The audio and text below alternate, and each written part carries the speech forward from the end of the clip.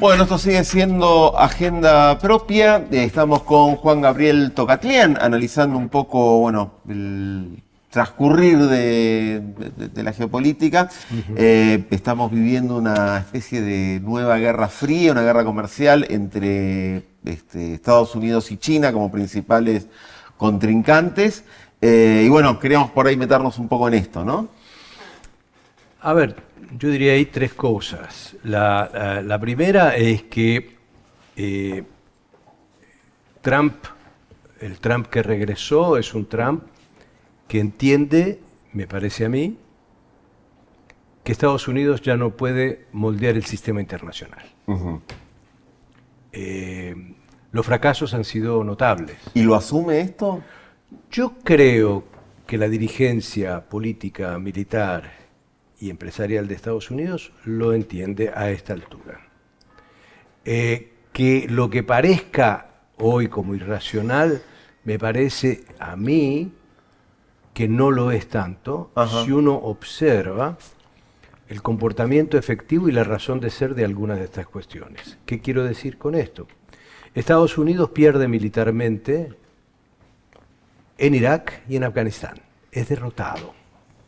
Estados Unidos tiene un límite en su capacidad competitiva ante una China enormemente competitiva en materia productiva.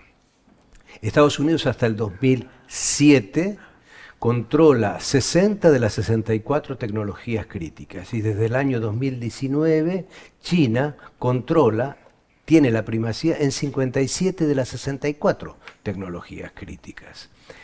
Todo este cambio político, económico, hay que añadir en esto la crisis financiera del 2008 y el sacudón que eso significó en el sistema internacional y en Estados Unidos, creo que le dan un viso de racionalidad en el sentido, no podemos ordenar el mundo a nuestro gusto. Lo que podemos es frenar a China, eso es otra cosa. Y vamos a poner las baterías detrás de ese. Me parece que ese es su principal objetivo. En realidad creo que es su único objetivo real. Si en ese camino a los aliados, los vasallos, los amigos se acompañan, bien. Y si no, Estados Unidos va a seguir adelante. Ahora, perdón, a diferencia de la primera presidencia de Trump, donde cada vez que Trump escalaba alguna discusión con China, China desescalaba, parecía no querer generar un enfrentamiento más grande, China abandonó esa especie de paz estratégica y dijo en algún momento que va a dar la lucha hasta el final, lo que eso signifique. ¿A qué obedece que China haya cambiado su posición? Mira, yo creo dos cosas ahí. La primera es que es bueno recordar el primer Trump. En el primer Trump le pone aranceles muy fuertes entre el 2018 y el 2019. ¿Cuál es la respuesta de China? La respuesta de China es, les vamos a comprar durante 2 años 200.000 millones de dólares en productos primarios. ¿Para qué? Para que ustedes nos reduzcan los aranceles. Y ambos juegan ese juego, ¿sí? Lo que pasa es que, a pesar de jugar ese juego, llega Biden y reimpone más aranceles sobre China, y China los maneja bastante bien, esos nuevos aranceles. No hay que olvidarse que el comercio bilateral entre Estados Unidos y China en el 2022 fueron 680.000 millones de dólares. ¿Sí? Es un número, ¿sí? Yo creo que hoy China está más segura, en primer lugar. Segundo lugar, aparece frente al mundo como el más razonable. En tercer lugar, al ver que para acercar a China se necesita, aparte del mundo asiático, y los coreanos del sur y los japoneses dicen, no, pero con este Trump así, no. Entonces terminan negociando conjuntamente una serie de acuerdos China, Corea del Sur y Japón, enemigos todos entre sí, claro, que dicen, no, frente a los aranceles, ojo que esto no puede ser lo mismo. Bueno, entonces queda Europa. Bueno, Europa como quinta columna contra China. Bueno, pero si también le ponen aranceles a Europa, los chinos se encuentran también a un filón ahí para un nuevo diálogo con Europa. Entonces, creo que sienten que pueden librar esta nueva batalla, que a su vez, con esto termino, no es solo comercial. Acá la batalla mayor va a ser financiera, va a ser dólar frente al renminbi. Esa es la batalla. Bueno, pero hay otro dato ahí importante, que es que Rusia se le plantó al avance de Estados Unidos y de la OTAN, y los está venciendo en la guerra, además. Con lo cual es un dato que en el primer Trump no existía. Me parece que como hay allí como bisagras que se están Es interesante el rol que se han que ido juega generando Rusia en los esta, últimos sí. años. No entendí por qué pusiste Irak y Afganistán y no pusiste Ucrania cuando planteaste la derrota norteamericana. Dijiste Irak y Afganistán. ¿Y Ucrania cómo lo ubicás ahí? ¿No hay una derrota también ahí? Hay una derrota de Occidente en general. Pero bueno, con Estados Unidos involucrado, digo. Claro, también. pero digamos... Derrota de la OTAN, digamos. Esta es una derrota de la OTAN, la pondría en ese lugar, y la OTAN a esta altura lo tiene que reconocer, y de hecho lo reconoce. Pero volviendo a tu punto, el Trump 1 confiaba en ser el Nixon 2. ¿Cómo separar a Rusia de China? Porque su objetivo ya en el Trump 1 era China. ¿Sí? Ahí no lo logró por diferentes razones de política doméstica. Entre otras, el Partido Republicano seguía siendo profundamente antirruso, y los demócratas exigían sanciones, reacciones, se acordaban de la anexión de Crimea del 2014, etcétera, etcétera, etcétera. Bueno, este Trump que vuelve, creo que aún cree que eso es posible. Y creo que lo está intentando. Creo que el tema de Ucrania hay que vincularlo a ese viejo espíritu de Trump. Que lo logre o no, que una intención se convierta en una concreción, hay una gran distancia. Lo que los rusos han dicho hasta ahora y lo que los chinos han dicho hasta ahora es que este noviazgo tórrido que tiene, porque no es un matrimonio, ambos tienen bastantes cuestiones pendientes históricas, ideológicas, territoriales, productivas, enormes. Por el momento, este noviazgo tórrido no se mueve. Pero bueno, esto va a depender de otra serie de acciones y de otros actores. Por ejemplo, el que más está aprovechando todo esto, en realidad, a mi modo de ver, es India. India dijo, ¿me aplicaron el 26% de aranceles? No, yo no voy a hacer retaliación a la China. No voy a hacer nuevo proceso de negociación o respuesta semejante a la europea. No, yo me voy a sentar a negociar con Estados Unidos. Y J.D. Vance, el vicepresidente, estuvo con Modi hace unos días, y aquí empieza una negociación que puede llegar a ser trascendental, porque India tiene una capacidad y un potencial hacia el futuro enorme, y su adversario histórico es China. ¿Sí? Entonces, aquí hay unos juegos geopolíticos que van a derivarse de Trump. No sé si los pensó Trump, pero que van a tener consecuencias, ¿sí? Más allá de lo que Estados Unidos pretenda. Sí, pero incluso, yendo a este punto que vos planteabas respecto a por qué China, yo creo que China tiene en claro que la cosa cambió. Sí. O sea, que el contexto es otro, y que más allá de las modificaciones en términos impositivos, arancelarios, lo que juega por detrás es la inmensa distancia en términos de productividad que tiene hoy China respecto a los Estados Unidos, y que se expresa en 35% de la producción mundial industrial en manos de China, con una proyección al 2030 de llegar al 50%. El tema de que el 65% de los graduados en ciencia, tecnología, matemáticas y demás a nivel mundial son chinos, digamos, y no, digo, dentro del mundo. Digo, esto por un lado, y por otro lado, el tema de que para sostener el dólar, los Estados Unidos, el problema que tienen es que tienen que evitar, frente a definiciones como las que Trump tomó, que no se le vayan de la compra de los bonos norteamericanos. Esto que vos planteabas, la discusión del dólar fuerte, ni bien planteó el tema de los aranceles, el conjunto del sistema financiero mundial lo rechazó. Y el hecho de hace pocas semanas que se creó el renminbi digital, mediante el cual con los asociados cercanos del sudeste de Asia no van a necesitar más dólares, no van a necesitar más el dólar como moneda de intercambio y acaban de iniciar un proceso semejante con 4 países de Medio Oriente, con lo cual estos países que son dólar dependientes ahora van a poder transar con la moneda china, más el proceso de desdolarización que empezó Rusia, más la iniciativa que tienen los BRICS de acelerar la desdolarización de algún modo, digo, esa otra batalla me parece a mí que va a tener una intensidad decisiva. Y ahora voy a la Y comparación un impacto histórica. financiero Enorme. fortísimo en Occidente. Fortísimo en Occidente. Y aquí la historia nos enseña muchas cosas. Campanita para nuestro presidente, ¿no? Bueno, sí, sí. Campanita no creo que escuche mucho. escuchar algo. Sí, escuchar. Por casa, ¿cómo andamos? Digo, cuando uno escucha todo esto del sudeste asiático, de Oriente, ¿cómo nos agarra toda esta situación con la política doméstica acá en Argentina? Yo iba a preguntar eso mismo. Digo, vos mencionaste los otros actores. El actor América Latina es un actor como mínimo contradictorio. Es un actor muy fragmentado y fracturado hoy por hoy, ¿no?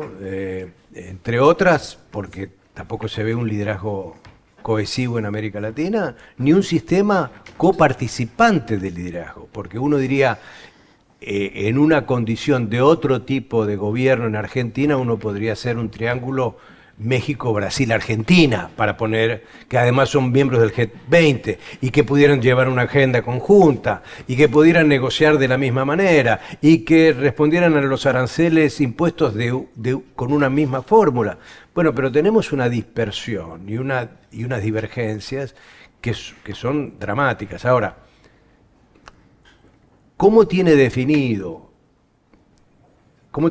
los republicanos y particularmente los economistas republicanos y particularmente la gente del Tesoro, la gente del representante comercial, la gente de la Secretaría de Comercio, el asesor principal del presidente en materia económica, el presidente del Consejo de Economistas de la Casa Blanca? Dividen el mundo en 3. Están los vasallos, los aliados y los oponentes. Los vasallos van a conceder todo. ¿Cómo Ahí sea? estamos nosotros. No, claro, nosotros Ahí estaríamos- vamos Ahí vamos nosotros. Los aliados van a ser objeto de negociación y la negociación va a definirse con cosas concretas. Vamos a ceder poco para que ellos nos den más. Y los oponentes, que finalmente al día último termina siendo China, o lo aislamos o tiene una enorme capacidad de retaliación. Ese es el diagnóstico que ellos tienen en la cabeza. Cuando digo que es el diagnóstico no quiero decir que sea la realidad, ni quiero decir que se vaya a cumplir. Quiero decir cómo están formulando la política arancelaria, cuál es el propósito, con una idea subyacente, que es que se cree que eso va a revitalizar la industria de los Estados Unidos, y de hecho no lo va a hacer. Digo, es muy difícil que lo haga. En el Trump uno le colocó 25% a los aranceles al acero y al aluminio, entre otros a la Argentina, a Brasil, a México, al Reino Unido, a Alemania, a Australia, etc. ¿Mejoró la industria del acero en Estados Unidos? Nada. ¿Se crearon más impuestos, más trabajo a través de la industria del acero en Estados Unidos? Nada. Entonces, este es un mundo muy diferente al que Trump tiene en mente. Su líder, su orientación es el último presidente del siglo XIX de Estados Unidos, McKinley. ¿Qué era McKinley? McKinley era proteccionista, fue el que más aranceles le impuso al resto del mundo en aquel momento, y expansionista.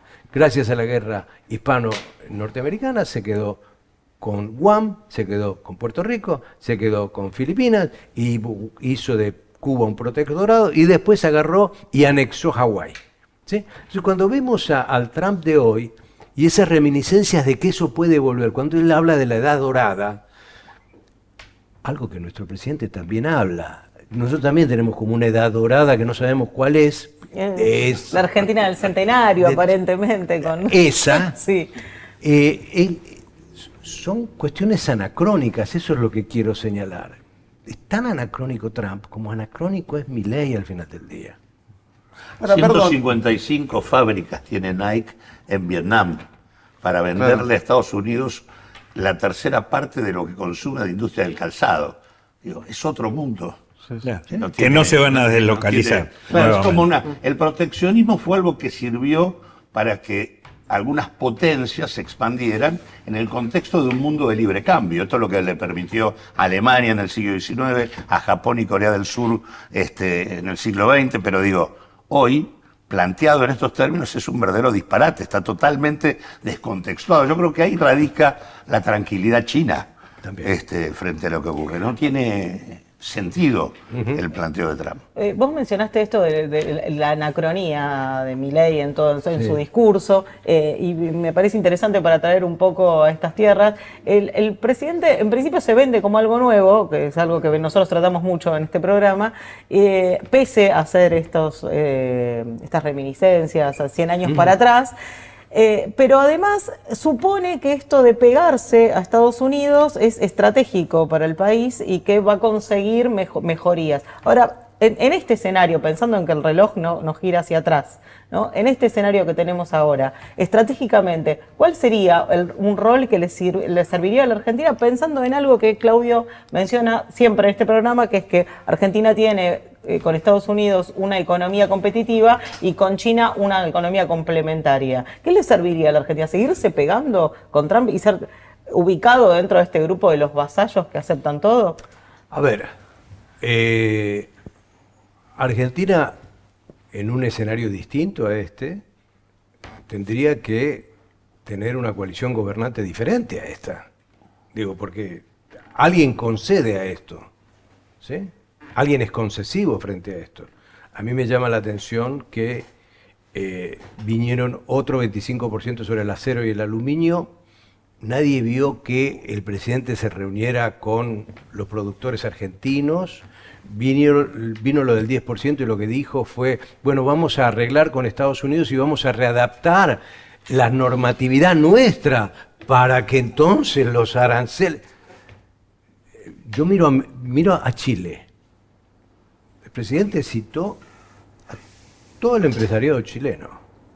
El que negocia con Estados Unidos, tiene un tratado de libre comercio, y el que vende más a China. ¿Qué se hace, cómo se protege, con quién se acuerda, cómo se negocia, etcétera? Miro a Brasil, pasa una ley mediante la cual, si hay acciones arancelarias duras contra Brasil, Brasil tiene ahora un instrumento legal que es que se puede retaliar en reciprocidad a eso. Digo, son países que entienden que el mundo es más complejo y que han optado por diversificarse. Es inentendible que Argentina crea que la panacea viene por Estados Unidos, con la cual no tenemos elementos complementarios, no somos un socio comercial importante para Estados Unidos, 12.000 millones de dólares es el intercambio total, México tiene al año 2024 840.000 millones de dólares, el total de la inversión de Estados Unidos en la Argentina son 16.000 millones de dólares, el total de la inversión estadounidense en México son 150.000 millones de dólares. Entonces, creer que uno está en la gran liga por lo que diga en un foro como el CIPAC o cuando recibe el premio Milken y el otro premio de no sé quién, es como, esto es para consumo interno, yo entiendo eso, ¿sí? Pero que eso sirva que no para lo el son. interés nacional argentino, lo dudo muchísimo. Y de la ridiculez no se vuelve. ¿Vos sabés que cuando el tema de la desdolarización, los BRICS crecieron de representar el 1,8% del comercio internacional al 17%. Hoy el bloque de los BRICS está por encima de lo que representan los Estados Unidos, que representan, no llegan al 11%. Es China el incluso bloque está- del que graciosamente decidimos no estar. Claro, pero que incluso Milei China, decidió retirar. comparado el 90 con este momento, Estados Unidos cae como participación del comercio mundial y los BRICS se transforman en el 18% del comercio. O sea, hoy para China, para los países que comercian con Estados Unidos, es más fácil sustituir a Estados Unidos, ¿no? Que para Estados Unidos, era perdido relevancia. en el comercio mundial. O sea que no tiene asidero. Se entiende el intento de frenar a China. Sí. Ahora, Sí, es eso. los recursos para hacerlo. Sí.